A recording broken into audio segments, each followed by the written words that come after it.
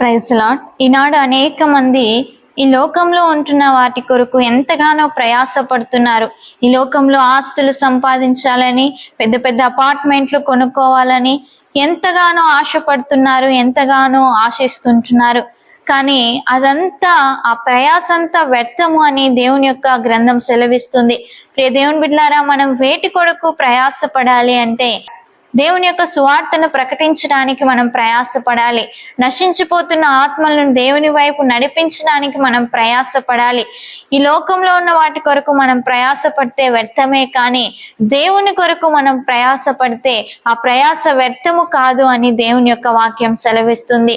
అదేవిధంగా దేవుడు మెచ్చే భక్తి కోసం మనము ప్రయాసపడాలి. ఈనాడు అనేక మంది ఈ లోకంలో ఉన్న మనుషులను మెప్పించాలని, మనుషులను సంతోష పెట్టాలని వారి దగ్గర ఎంతగానో శ్రమ పడుతూ ఎంతగానో ప్రయాసపడుతుంటారు. కానీ దేవుణ్ణి మెప్పించే భక్తి నువ్వు చేస్తే ఆ ప్రయాస అనేది ఎప్పుడూ వ్యర్థము కాదు. అటువంటి దాని కోసం నువ్వు ప్రయాసపడాలి.